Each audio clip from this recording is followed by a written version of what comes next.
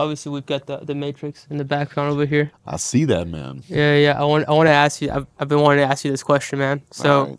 if you had to accumulate all the years of you just grinding, hustling it out, Yeah. just being in the system, um, how would you, if you could do it all over again, how would you escape the Matrix as soon as possible? Well, the first thing I would have to have done is not care what people think.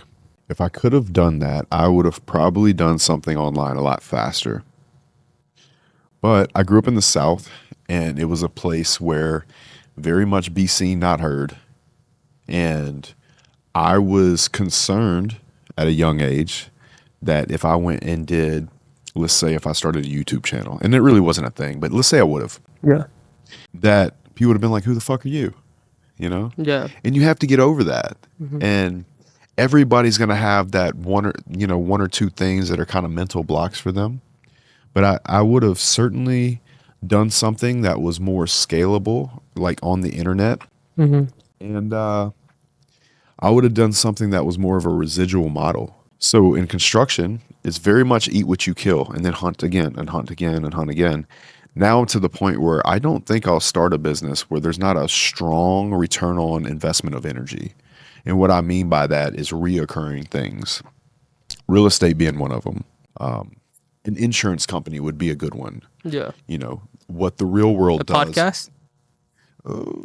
It depends. Fresh and Fit. I mean, they're doing pretty good, right? They're doing great. Yeah. They're doing great. But for me, I wouldn't do a podcast personally. Okay. Crap. No, you're doing fine, bro. Okay. I wouldn't personally do a podcast because you have to understand there's a situation where you're creating a job for yourself. Yeah. You know, this show doesn't go unless you show up, Of course. you know? So you're putting all this energy in to do this interview, right? Yeah. But after you get whatever money you get from the AdSense and YouTube, you're going to have to find another guest and then another one and then another one and then another one. Yes. And so that podcast model can oftentimes create a bit of a prison for a person. Yeah. What I would pay attention to is, do you have an energy for it? And from what you build up with this podcast, you can take that following and that trust that you've built with the people that watch you, and then give them something that will pay you every month in exchange for value that they're getting.